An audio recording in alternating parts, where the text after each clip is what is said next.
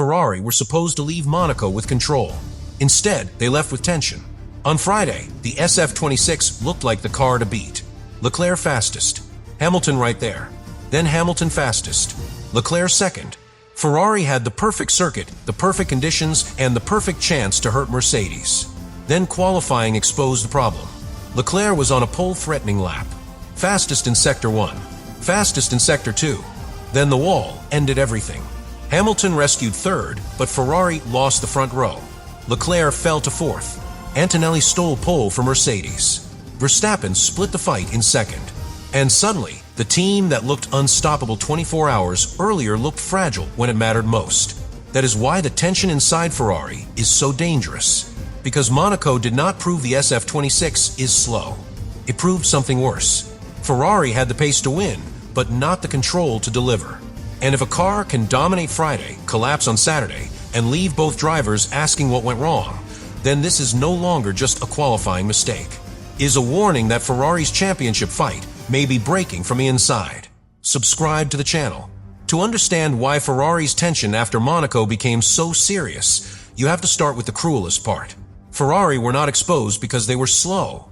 They were exposed because they were fast. That sounds strange, but in Formula 1, speed can become pressure. When a car has no pace, the story is simple.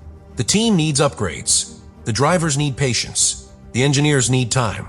Nobody expects miracles, and disappointment has an explanation. But when a car has pace, real pace, pole pace, and still fails to convert it, there is nowhere to hide. That is what happened to Ferrari in Monaco. The SF-26 arrived at the one circuit where its biggest weakness should have mattered less. For most of the season, Ferrari had been carrying a straight-line speed deficit. On power-sensitive circuits, that weakness followed them everywhere. It affected qualifying. It affected racing.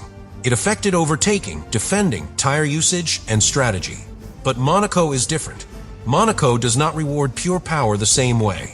It rewards balance, mechanical grip, braking confidence, tire preparation, steering precision, and above all, trust. That made it the perfect opportunity for Ferrari. The car's slow and medium speed strengths could finally matter more than its power deficit. The active aerodynamic situation also helped level the picture because Monaco removed one of the variables that had made Ferrari's straight-line weakness more painful elsewhere. Everyone needed high downforce. Everyone needed traction. Everyone needed a car that could survive the walls. And Ferrari looked ready. On Friday, the SF-26 did exactly what it was supposed to do. Leclerc topped the first practice session. Hamilton was close. Ferrari looked balanced, sharp, and confident.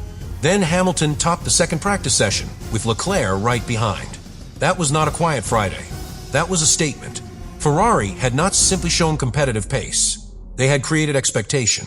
And expectation is where tension begins. Because once a team dominates Friday in Monaco, the meaning of Saturday changes. Third place stops feeling like a good result. Fourth place becomes a failure. A second row becomes painful. The only result that matches the promise is the front row, and ideally pole. Ferrari knew that. Hamilton knew that. Leclerc knew that more than anyone. For Leclerc, Monaco is never just another weekend. It is home. It is history. It is pressure. It is the place where hope feels heavier because every mistake echoes louder.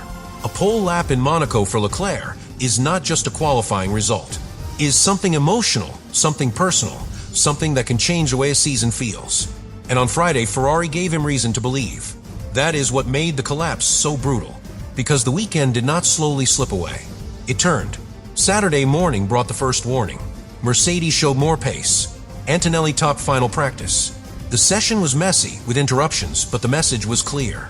Ferrari were still fast, but no longer untouchable. And underneath that shift, the old Ferrari weakness started to return. Tire sensitivity. That is the word Ferrari cannot escape. The SF-26 has a narrow operating window. When the tires are exactly where they need to be, the car can look outstanding. The front bites. The rear follows. The driver has confidence. The lap time appears. But when the tires move even slightly outside that window, the car changes. Too cold and it slides. Too hot and the grip falls away. Overwork the rubber, and the rear can become nervous at the exact moment the driver needs certainty. That is dangerous anywhere. At Monaco, it is savage, because there is no room to save a snap. No wide exit, no gravel, No escape that turns a mistake into a warning. At Monaco, a small tire problem can become a wall strike before the driver has time to fully understand what happened. Ferrari had already seen this pattern earlier in the season. The car had shown sensitivity in Miami, where tire temperature and overheating became part of the problem. So Monaco was never only about being fast. It was about being fast in the right window, at the right moment on the right lap. And qualifying is where that demand becomes merciless. Q1 and Q2 did not expose the collapse. Both Ferraris progressed. The car had pace. The drivers looked capable. The story was still alive. Ferrari were still in the hunt. But Q3 in Monaco is a different world. That is where a driver stops building and starts risking. That is where the track is ready, the tires must be perfect, and the wall waits for anyone who asks too much. It is not enough for the car to be fast in general.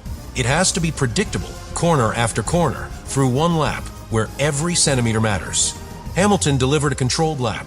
Third place, 1 minute, 12.279 seconds. It was clean. It was strong. It kept Ferrari near the front.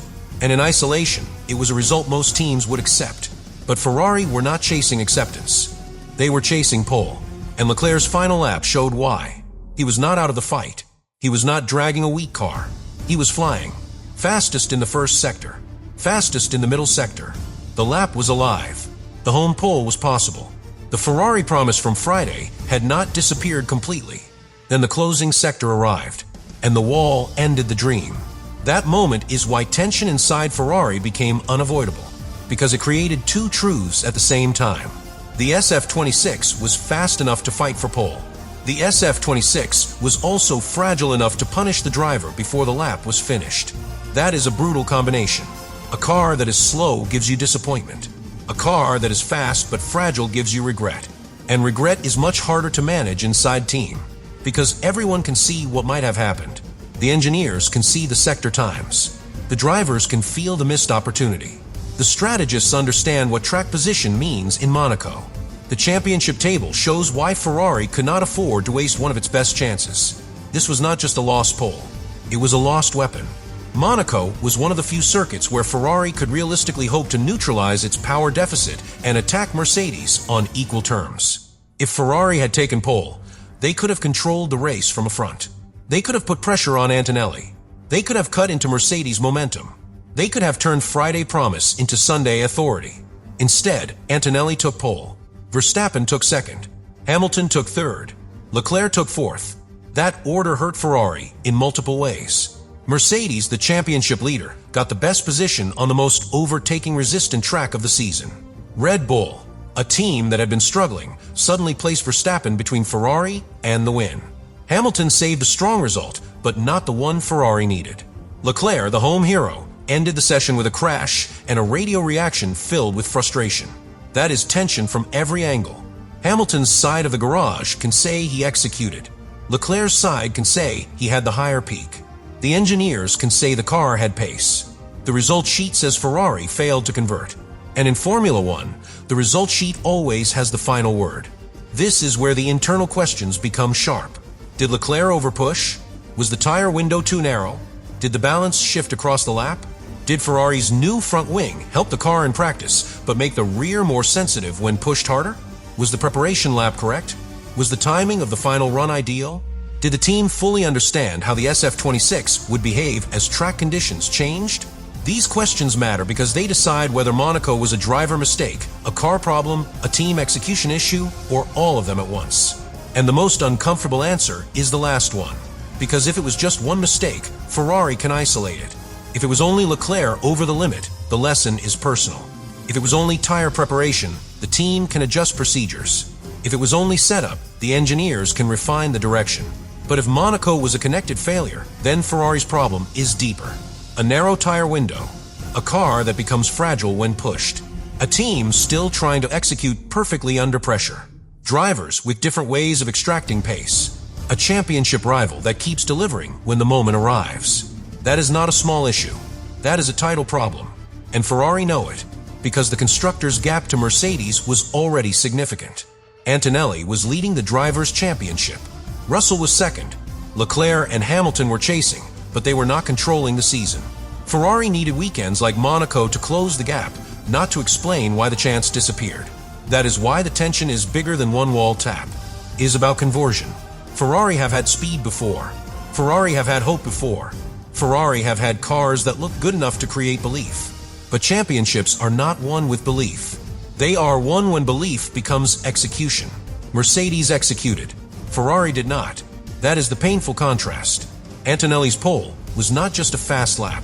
It was a reminder that Mercedes are not waiting for Ferrari to sort out its weaknesses. A 19-year-old championship leader delivered under the same pressure that swallowed Ferrari's home favorite. That image will sting, because Ferrari had experience. They had Hamilton. They had Leclerc. They had Friday dominance. They had the circuit profile they wanted. And still, the decisive lap went to Mercedes. That is why Monaco exposed the difference between potential and control. Ferrari's potential was visible. Control was missing. And this is where Hamilton's third place becomes more complicated. On paper, Hamilton did his job. He qualified ahead of Leclerc. He kept the car clean. He gave Ferrari a strong starting position. But for a driver of Hamilton's standard, third place in a weekend where Ferrari looked like the favorite will not feel like enough. Hamilton has spent his career understanding what championship execution looks like. He knows that when the car is capable, the team has to convert. He knows that clean laps matter, but clean laps that still leave the team behind its rivals create a different frustration. Because the question becomes, where did the rest go? Where did Friday's advantage go? Why did the car not deliver the same authority in Q3? Why did Ferrari's best chance become a rescue job? Those questions feed tension inside the team because they do not point to one person. They point everywhere. Driver, tires, setup, pit wall, engineering tools, pressure, and maybe the character of the SF-26 itself. The car is fast but demanding.